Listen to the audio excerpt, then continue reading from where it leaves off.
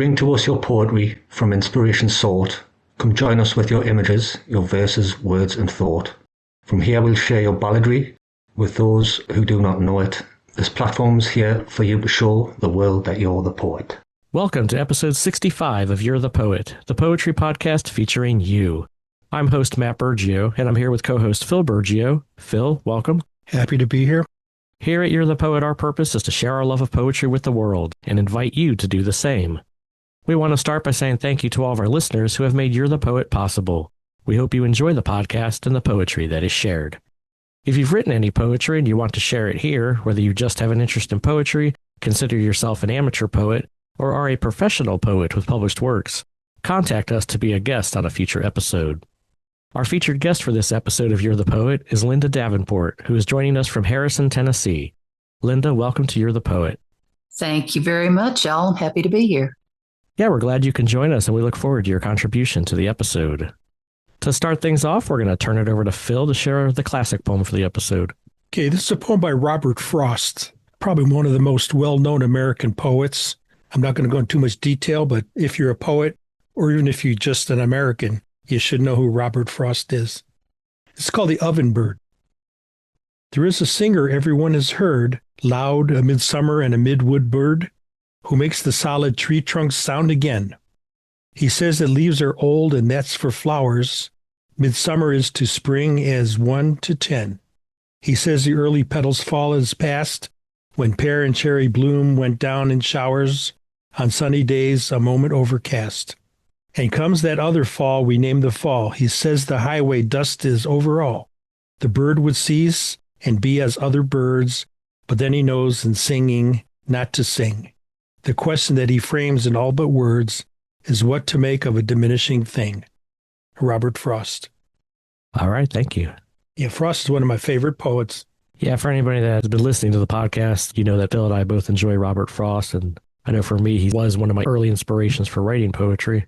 I always like his nature-based poetry as well, which is a lot of his poetry.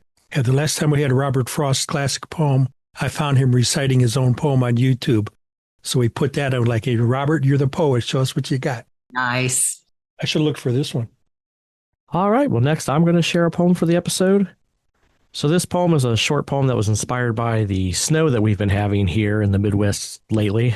We got dumped here with about 12 inches of snow and then a little bit more a couple days later. And I'm one that loves the snow. Though usually I'll have to admit when it gets into mid-February, I'm ready for the warmer weather. And so I was thinking about that as I was looking outside the other day, and I was like, you know, it's okay. Like, there's a lot of snow out there, and it's been really cold for a long time, but thankfully here in Ohio, the seasons change. And if you wait long enough, we'll get something different. So this is called Ohio's Weather. Ohio's weather has it all. We get each season with their theme. The heat of summer, cool of fall, the warmth of spring to snow's extreme. It's not as bad as it may seem, for sometimes in a week they blend. But if there's one you wish to end, at least they're cyclical in stream. The warmth of spring to snow's extreme, the heat of summer, cool of fall. We get each season with their theme. Ohio's weather has it all. Matthew Burgio. Ohio weather's right. Just wait a couple of days and it'll change. You know, there's a joke that you have the furnace on at night and turn the air conditioner on during the day. I used to work a good bit in Springfield, Ohio, and the Dayton area and around there. Okay. And yeah, I packed all these clothes and looking at, okay, how many of these shirts am I going to need and how many am I going to have to leave and which coat do I, yeah. Yep. Tennessee girl never knew. I never knew. What? Springfield's about an hour from us. It's a lovely area. Yeah, our recent guest that we just had on was from Springfield, Ohio. Nice. But yeah, Ohio's weather is nice for that. I was writing it as a serious poem, but I kind of had to throw that, you know, sometimes we get it all in the same week because especially in the spring and the fall, it'll be like that. You know, it'd be like snowing one day and be 30 degrees. And then like a day or two later, it's like 70 degrees. So it's crazy. So I was like, well, I have to throw this sort of that little humor in there. But it was written more on that serious note of, you know, it's cold, but I have that hope that and that knowledge that it will change. It will get warmer. So you guys had some serious weather down there recently, didn't you? Where we are, it wasn't too bad. It was just cold. We got a couple inches of snow, but west of us in the middle and West Tennessee, yeah, they're still digging out in places. So yeah, we got lucky. It skated around us. That's good. Nice. All right. Well, from here, we're going to turn it over to Phil to share his poem. I didn't plan it this way, but it's another bird poem. It's called The King of the Yard. The king of the yard comes flying in with his robe of black and white. His ruby crown does stand on show, reflecting crimson light. He views the yard with a keen-eyed look as he inspects his measured space. His eyes reflect the majesty upon his regal face. His subjects take flight or bow when he comes storming by. They all respect his size and strength and know his boisterous cry. He has no need to bully them. His size and force are known. They realize the strength he has with his beak as strong as bone. As he surveys his wide domain and chatters from his tree, he boldly announces to them all, take flight, be eternally free. Philip Burgio. All right. Thank you. That has to be a woodpecker, and now I'm curious as which one. Is it pileated? You got it. The pileated woodpecker? Yeah, you got it. Yay. We have them, but they're so shy. I've seen one once. Wow. Just once. This one's been hanging around the yard, and the other morning he woke me up. He was pounding on the house. I thought somebody was knocking at the door. He can do some damage to a house now. Oh, yeah, definitely. You've seen what they can do to trees. They make these big gashes in them. Yeah. Okay, we won't talk birds much. Yeah, well. When I lived in Athens, Ohio, we had woods all around us. And I remember one time hearing this loud knocking, and I went outside and looked at my neighbor's shed, and you could see the pileated hanging upside down in the doorway of their shed, just ripping out chunks of wood. And I was like, oh boy, that's going to cause some damage there. Wow. Glad you picked up on the pileated, because just before we started the episode, Phil was asking, well, how will you know it's a pileated? And I said, by, the red crown and, the black and white. I was being facetious, Matt. Oh, well, but it's true, especially if you're not familiar with birds. But it's a good poem, Phil, and a great job of capturing, for me, one of my favorite birds. Do you remember we were doing that Birdie Stud Merit badge, and we were trying to be really professional, and two pileateds flew by, and Matt's going, pileateds, pileateds, pileateds. You could never forget that one. Love it. Get excited. Yeah, we're supposed to be all quiet. We're trying to teach the younger scouts how to do their birding in the woods, and I just got all excited to see. Yeah, but that was cool. They went by eye level through the valley. That was cool. Two of them. Very cool. All right. Well, from here we'll turn to our guest portion of the episode. Linda, you're the poet. Show us what you've got. Okay. Well, I don't have any bird poems handy, but you kind of got me on a nature theme, so I'm going to go with this one. This is called Nutritional Analysis.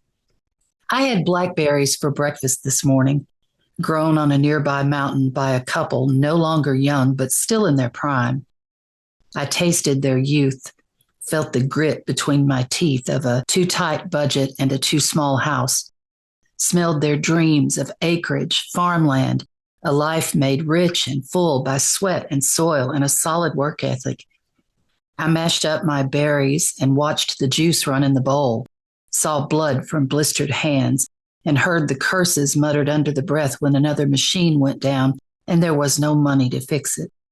I lifted my spoon to my mouth and tasted a first good harvest on land long saved for, good years and lean years, pungent fertile ground and dust, rain, sun, wind, drought, and storm, sweet and tart together, still gritty from time to time, but full and juicy and rich.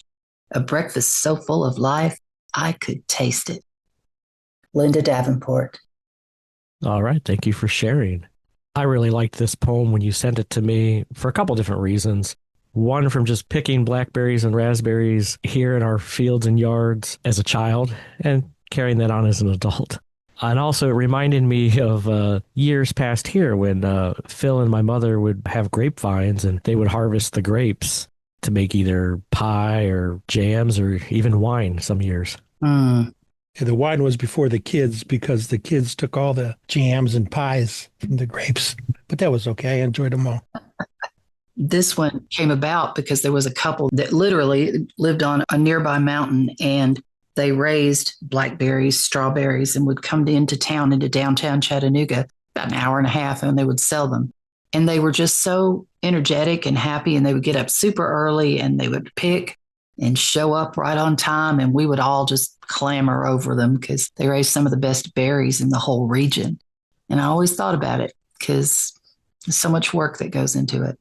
And I think you do a great job of capturing that. You can kind of feel the nostalgia. You can feel the love that goes into this berry making by this couple. Now I want some blackberries. Put that on my shopping list. I have some in the fridge, so. We used to have them, I swear, they were as big as your thumb. Wow, it's been a while. Linda got another one for us. I do. I have a never ending source here, so I'll try to rein it in a little bit. This one has no title, but I think you'll pick up on it quickly. She wore an ankle monitor. Her skinny jeans couldn't quite cover it, but that wasn't what I saw first. She first flashed a megawatt smile. She spoke with a happy you're here lilt to her voice. She took my order, repeated it back, thanked me. I watched her clean tables, checking on customers in the quick service dining room.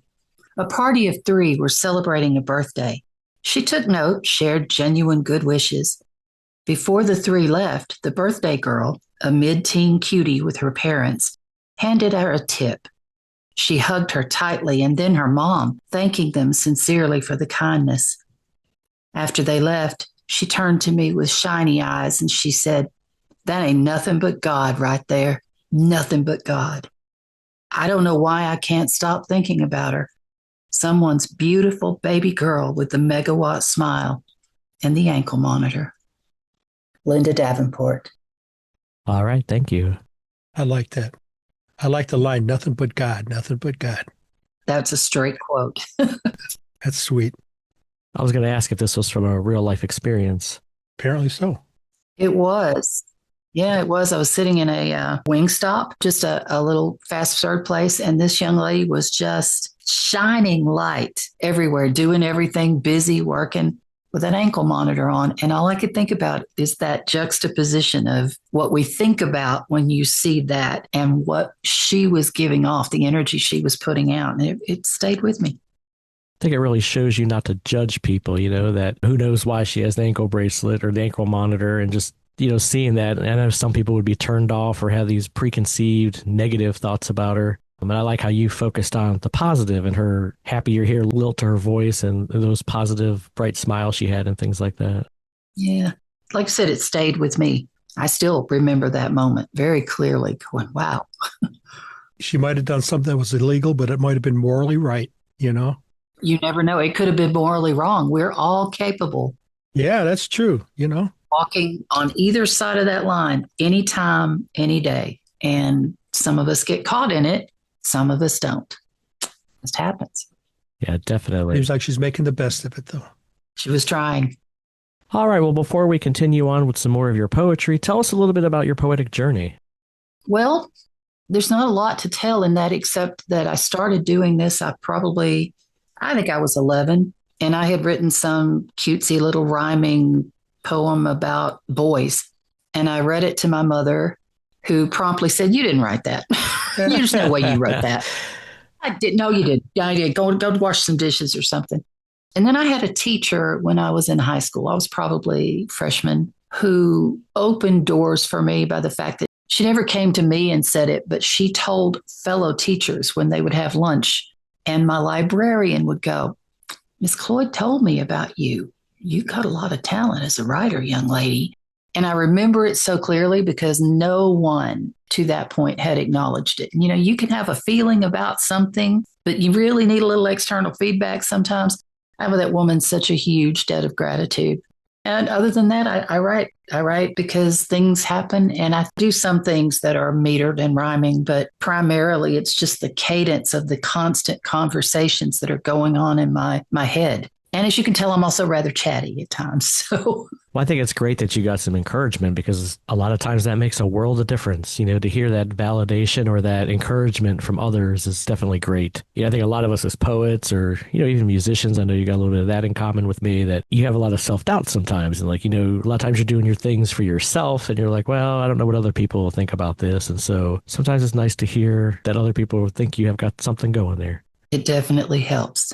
It's like the little 13-year-old girl that was our guest. It was nice because she was on a round table and she was getting great comments from all the other poets. And I think that really helped her because you can see the smile on her face every time somebody commented how good she was. And she was. She's got a great poetic future. Yeah, and she's at that age where, you're in middle school, and middle school's rough for anybody going through it. And so her trying to be a writer in today's age of video games and social media content and everything, I think she feels a lot of times that she doesn't fit in with a lot of her classmates. And so it was a great opportunity for her to connect with other poets and to get that encouragement to know that I do have something going here. Even though she'd won some poetry contests and stuff with school, but to get that validation from real world poets, I think it was a neat experience to witness.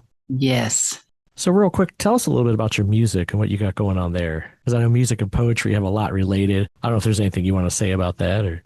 Well, music is poetry to me because I'm definitely more lyrics oriented than I am anything else. I love the melodies. I love the orchestration, and I sing a lot of harmony. I all love it all, but the song usually captures me because of the lyrics. And likewise, I think poetry is music. That's what sells me on a poem more often than not, is not just the words, but the combination of the words and the cadence.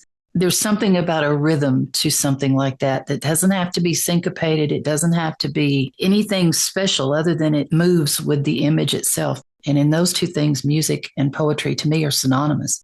As far as my music, we were talking earlier before we started. I am a big fan of folk, Americana. I do like bluegrass, Phil. So when you were talking about that, yeah, I'm a bluegrass fan. But I'm also old, and I don't want to go trudging around into clubs and places late at night and carrying equipment in and out. So my musical partner and I perform in Second Life, which is a virtual world. We have avatars that look nothing like us. They're gorgeous and young and forever. But we dress them up and we take them into virtual clubs, virtual venues where other beautiful avatars come in. And we have a gentle little following. We're not pop music people. That's a whole bigger group, but our group loves the music we do. At any given time, we'll look out and there'll be 30 people and 15 of them are fellow musicians, which is kind of fun. We're very engaged with them while we're performing, so it works out well. And I love it. Well, you're talking about poetry and music and all that. One of my favorite poets is Paul Simon. Yes, yes. You can enjoy his stuff without the music, just his lyrics. Absolutely. And you guys were talking earlier about Robert Frost. A poet that moved me from childhood was Carl Sandburg. Oh, yeah. One of his poems, I think it's called Jasmine, but when he talks about wrap your knuckles on the bottom of the slippery tin pan, let your trombones ooze and go husha, husha, husha with the slippery sandpaper. And I'm just like, it was beautiful. I could hear it. Yep. And, It was awesome. Nice. Okay. You got another one for us, another poem. I got poems running out my ears. All right, give us another one. All right, I'm going to give you this one. It's just called Survival. My spirit is boiling with rage, oozing disappointment and sadness thick and rank. My soul is troubled with fear for the future, distrust in the present, and enough experience to know that the past isn't even a player. There's a vice gripping my chest day and night. Yet here is my heart, the fragile, frightened, loving center of my being, holding out a daisy toward a loaded gun, standing in a single ray of sunlight from the smallest hole in the clouds and singing songs of resilience and hope. And here's my mind holding regular internal conferences with its enraged and frustrated counterparts, telling them that their rage is justified, their disappointment a natural response, their fear the warranted warning sign of danger. Grace, my mind says, give yourself grace. And then listen to your heart and listen to me. Feel it all. Let it be your fuel, but not the vehicle, for the mode of delivery matters. Rage, disappointment, and fear burn hot and bright, and they can carry your heart's desires or destroy them. And scorched earth won't feed hungry children. Name calling and insults won't change a mind clinging to madness, and we are all swimming in this madness. Calm your spirit, soothe your soul, channel your rage, and use your fear. And then move with courage, act with strength, live with integrity, and fight with purpose. And keep handing out flowers and singing in the light. Linda Davenport. All right. Thank you for sharing. That impression of the flower, the daisy in front of the gun, that's right from the Vietnam War protests. Yes. I mean, right there, definitely. For people who remember that time, that image is hard to lose. I do. I totally remember that time. That's hard. Yeah, I was involved in some of that. I was a country girl out in the middle of nowhere with Jehovah's Witness parents who are Jehovah's Witnesses are very apolitical, and they steered us as far away from it as you could get. But I knew it was happening and I could see it. And my heart was pretty much on the peacenik side of everything always. So, Yeah, good images, very good poem. Yeah, I really like this from the standpoint too of, even with a lot of stuff going on today, I just feel like it's a good reminder to people to keep that calm and that peace in mind. And there are a lot of good images in the poem that reflect that. Even the very end, keep handing out the flowers and singing in the light, or that scorched earth won't feed hungry children. Yeah, like they say, you attract more flies with sugar than vinegar. Right. that I think we get so, no matter which side of anything you stand on. Civility. Yeah, you have an opportunity to be civil and maybe actually engage in some discourse and move a needle in a direction. Or you can just be angry and mean and insulting. And that does nothing but scorch the earth. That's right. Just like throws up a fence. There you go. And nobody on the other side is listening if you're just coming at it with emotion and anger. If you could be calm and have a conversation, it makes life a lot better for everybody. It sure does. Okay. Linda, give us another one. Okay, I do have one more. Hopefully this will be a little more upbeat. We'll see. Until now. Until now, I was worried that I wasn't enough. Always something lacking, something undone that would send me packing. If they only knew who I really was, I'd be a goner for sure. And that's the truth, because what I was too much of all that was wrong. And I couldn't fake it forever. And it wouldn't be long till everyone knew I was faking. They would all see me shaking, and there would be no making them let me stay. Until now, I was worried I would say the wrong words, give too much away, get too close so I might be heard, creating discomfort and inappropriate situations, because that's what happens in human relations. When you let people in, they get close enough to see past the wrapper that covered so much real me. I could never be enough of the right stuff because I was way too much of everything else. And now I'm looking around the world, and all I can see is people saying they need more of what I have under my wrapper. More honest, more free, more loving, more me. Until now, I kept it wrapped up tight, tucked away and out of sight. And I promise you tonight, from this day forward, that wrapper is gone. From this day forward, there will be real conversations, tears and laughter, and too much information. There will be I love yous all over the floor and on the table, and I'll stay up till dawn sharing the real with you, because I don't have time to worry about appropriate behavior. I've been cocooned in a perfectly acceptable shell that left the best parts of me out of sight, afraid that I might do something not right and disturb the peaceful veneer of separateness that hid the connectedness that our very nature craves. And isn't it funny that what saves us is killing off a little me and raising up a lot of we, and owning the fact that all of us are broken and all of us are whole and all of us are made of every single soul. I couldn't see you because I was busy hiding me. Until now. Linda Davenport. Wow, thank you. Good one. I was just talking with the previous guest about how I really like reflective poems, because I think, one, they're probably therapeutic for the composer of the poem. I know in the case of my poetry, it's like that. If I'm reflecting on something, it's nice to get it out. But then I also feel like it's great for the reader or the listener, because they can gather something for it and maybe reflect upon themselves. I wanted to pull out some lines because I was like, man, there's a lot of great lines in here, but it's like all great. There are so many wonderful lines in this poem that make you think, or that make you go, huh, or that just are like, wow, great poem. And I love the flow of it. I like the rhythm of it. I know you mentioned earlier about how you don't do a lot of the rhyming and metered. And even though this one's a lot of free verse, there's definitely is that rhythm and that flow and some of that internal rhyme and stuff. It's funny. I give you just short background. A dear friend had died, a young man, a veteran. He caught COVID, and because of conditions that he had brought back with him from, I believe he was in Iraq, COVID just had its way with him and he was gone. I mean, the young man's like 35 years old. And one of the things that I carried around with me was the regret that I didn't have more time. He actually reported to me at work, and he had just become like one of my kids. He would have fit right in around my dinner table, and I didn't really take every opportunity I had to sit down with him and share. And it moved me, it pushed me, it actually made changes in me. And I like what you said about people reflecting on things like this, because I think we all have those things that sometimes somebody else will put into words that we didn't have.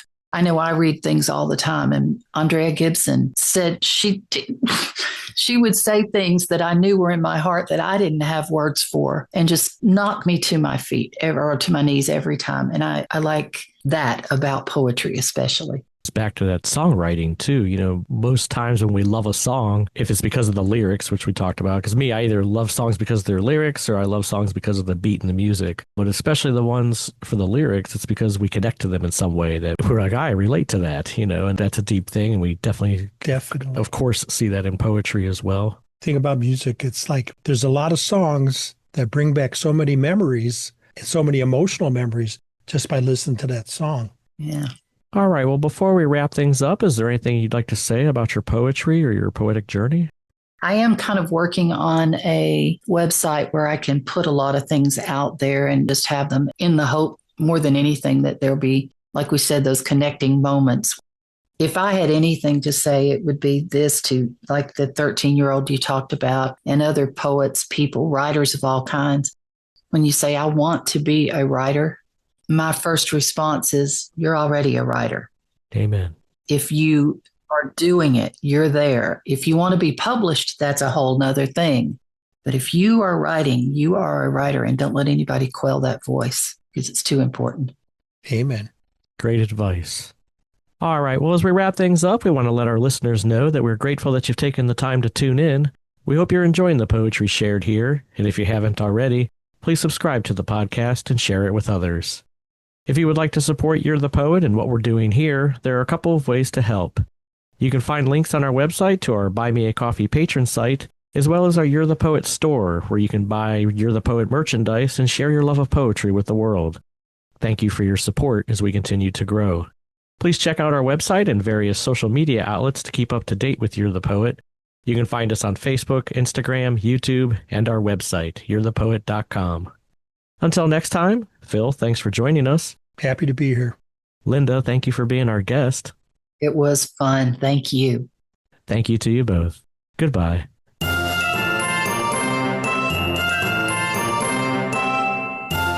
Until next time, Phil, thanks for joining us. Happy to be here. Linda, thank you for being our guest. It was fun. Thank you. Thank you to you both. Goodbye.